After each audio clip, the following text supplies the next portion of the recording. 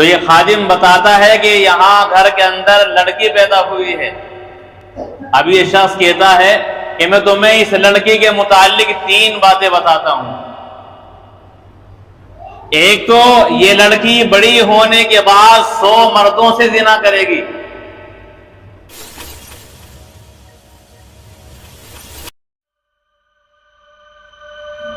ونصلي ونسلم على رسوله الكريم أما بعد فأعوذ بالله من الشيطان الرجيم بسم الله الرحمن الرحيم كل نفس ذائقة الموت وقال تعالى أينما تكونوا يدرككم الموت ولو كنتم في بروج مشيدة وقال النبي صلى الله تعالى عليه وسلم توبوا قبل أن تموتوا أو كما قال رسول الله صلى الله تعالى عليه وسلم. گزشتہ جمعوں میں بیمار اس کے علاج اور عیادت کے تعلق سے چند باتیں بیان کی گئی تھی، اور اسی ضمن میں ایک حدیث بیان کی تھی جس میں اللہ کے رسول علیہ الصلاۃ والسلام فرماتے ہیں کہ ہر بیماری کی دوا اللہ نے نازل کی ہے سوائے بڑھاپے اور موت کے. نہ موت کا کوئی علاج ہے نہ بڑھاپے کا. اس لیے بعض اوقات جب انسان کا وقت آخر آتا ہے تو تمام دوائیاں کرنے کے باوجود، اچھے معالج کی زیر نگرانی کے باوجود انسان اس دنیا سے رخصت ہو جاتا ہے اور انسان پر موت طاری ہو جاتی ہے.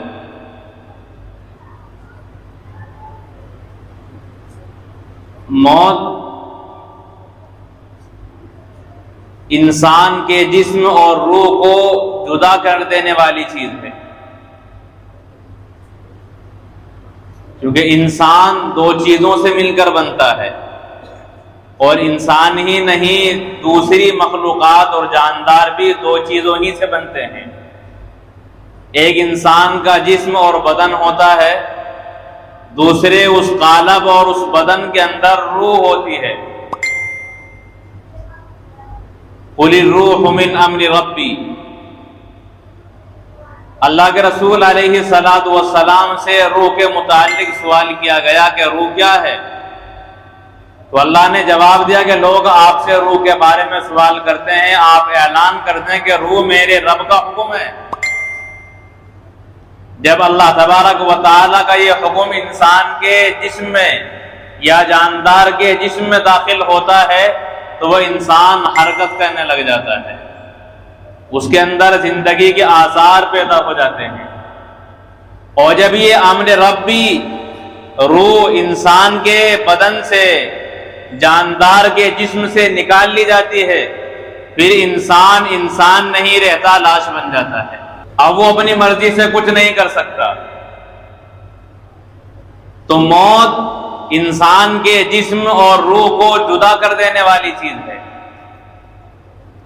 اور یہ اللہ تبارک و تعالی کے علاوہ پوری کائنات پر آنی ہے. اللہ فرماتے ہیں کل من علیہا فان وَيَبْقَى وَجْهُ رَبِّكَ ذُو الْجَلَالِ وَالْإِكْرَامِ، کہ تمام چیزیں فنا ہونے والی ہیں، صرف آپ کے رب کی ذات باقی رہے گی، اس پر موت واقع نہیں ہوگی. اس لیے کہ الحی القیوم اللہ تبارک و تعالی حی ہیں، ہمیشہ سے زندہ ہیں اور ہمیشہ زندہ رہیں گی. تو اللہ کی ذات کے علاوہ پوری کائنات پر موت ضرور آئے گی. اب انسان موت سے بچنے کے لاکھوں جتن کرے، مگر نہ آج تک اس سے کوئی بچ سکا ہے اور نہ آئندہ کوئی بچ سکتا ہے۔ اللہ تبارک و تعالی فرماتے ہیں اینما تکونوا یدرککم الموت ولو کنتم فی بروج مشیدہ، کہ موت تمہیں آ دبوچے گی اگرچہ تم مضبوط قلعوں کے اندر داخل ہو جاؤ، شاندار قسم کا محل تعمیر کیا جائے، لیکن موت کا فرشتہ وہاں بھی داخل ہو جائے گا۔ پہرے انسان جانوروں کے لیے لگا دیتا ہے، انسانوں کے لیے لگا دیتا ہے، مگر ملک الموت کے لیے کوئی پہرا کارگر نہیں ہوتا، بلکہ پہرے دار بھی اس موت سے گھبراتے ہیں اور وہ پہرا لگانے والوں کی روحوں کو بھی قبض کر لیتا ہے۔ تو پہرے داری ملک الموت کے لیے نہیں لگائی جا سکتی۔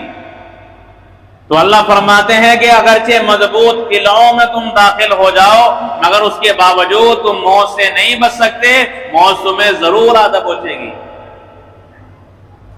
اس آیت کریمہ کی تفسیر میں علامہ ابن کثیر علیہ الرحمہ اپنی مایہ ناز تفسیر ابن کثیر کے اندر لکھتے ہیں کہ گزشتہ امتوں میں ایک شخص تھا جو ایک عورت کے یہاں ملازم تھا، اس عورت کے یہاں لڑکی پیدا ہوئی۔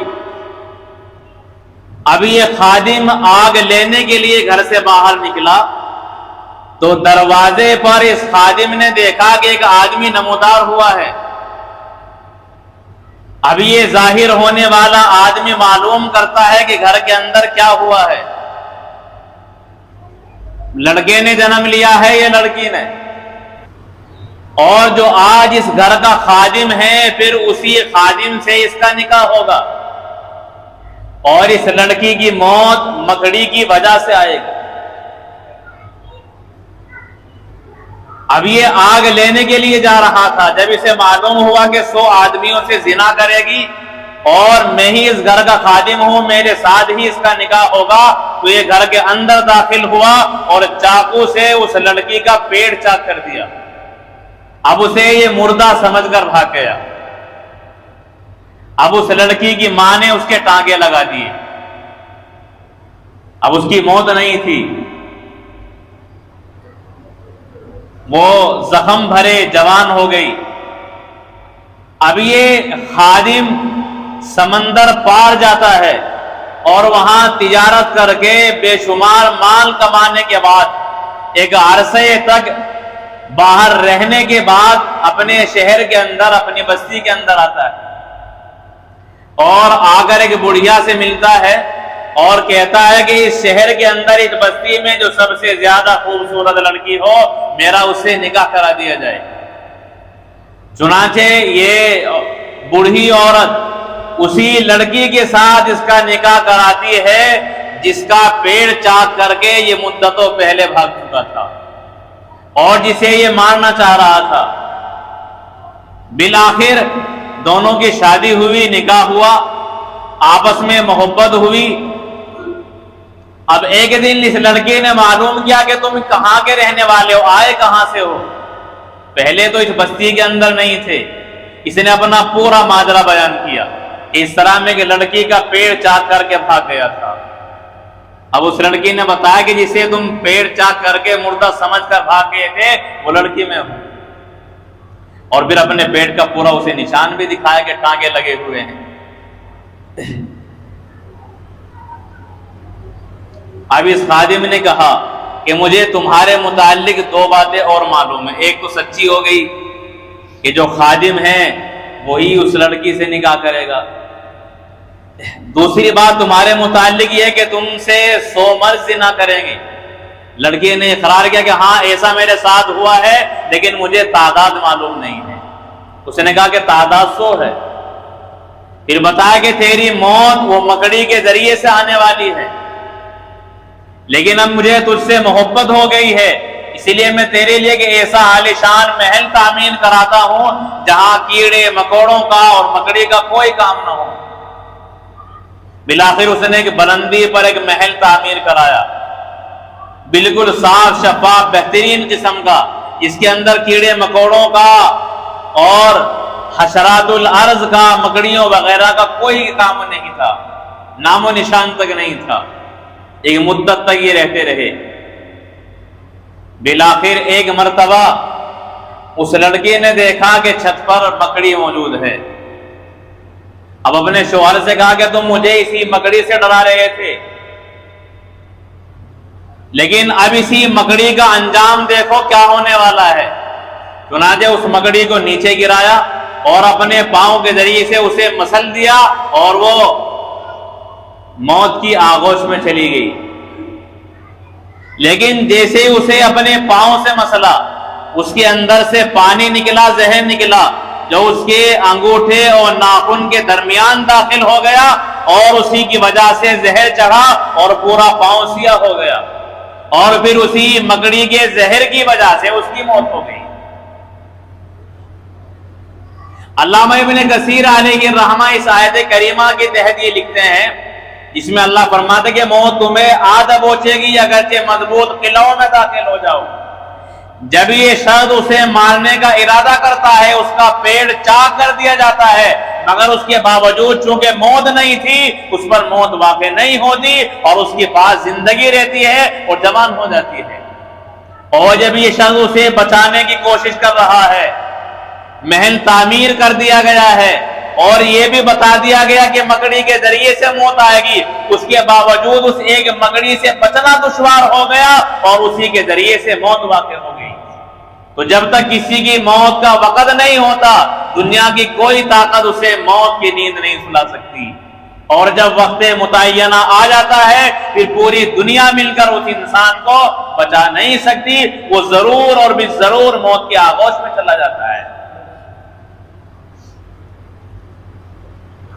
اسی طرح علامہ ابن کثیر علیہ الرحمہ لکھتے ہیں کہ حضرت خالد بن ولید رضی اللہ تعالی عنہ نے بے شمار جنگیں لڑی، اور ہر جنگ میں آپ کی چاہت اور تمنا یہ رہتی تھی کہ میں اللہ تبارک و تعالی کے راستے میں شہید ہو جاؤں، اور میری موت بستر پر، چارپائی پر عورتوں کی طرح نہ آئے، بلکہ کہ شہسوار کی طرح میدان جہاد میں میری موت آئے۔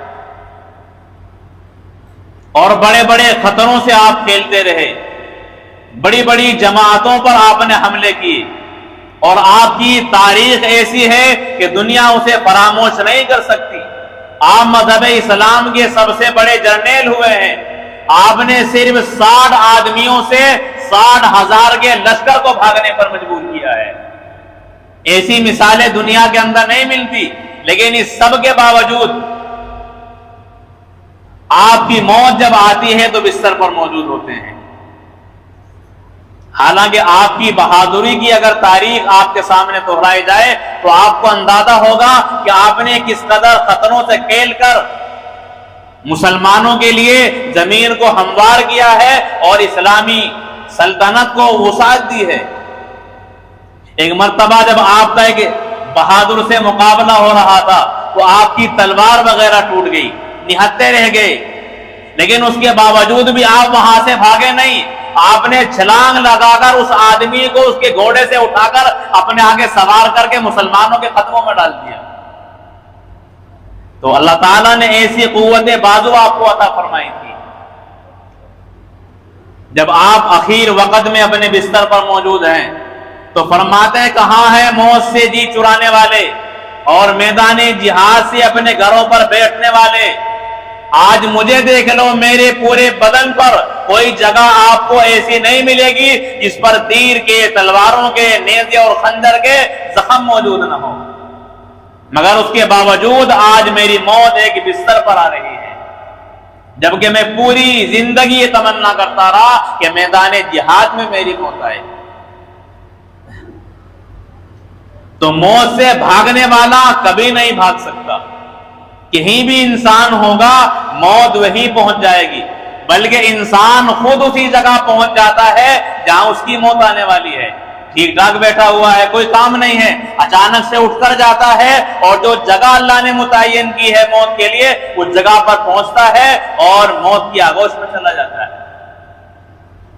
حضرت سلیمان علیہ السلام تخت لگا کر بیٹھے ہیں، آپ کا ایک قریبی ایک ساتھی ہے جو آپ کے پاس تخت پر بیٹھا ہوا ہے۔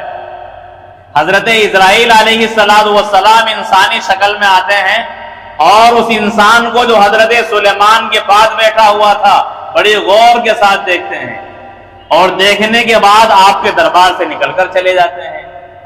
ابھی حضرت سلیمان علیہ السلام کے پاس بیٹھنے والا شخص کہتا ہے حضرت سلیمان علیہ السلام سے کہ جو ابھی آپ کے دربار میں شخص آیا تھا یہ مجھے بڑی شدت کے ساتھ گھور رہا تھا اور مجھ پر اس کی وحشت طاری ہو گئی ہے، لہذا آپ ہواؤں کو حکم دیں تاکہ ہندوستان کی وادیوں میں مجھے منتقل کر دیں۔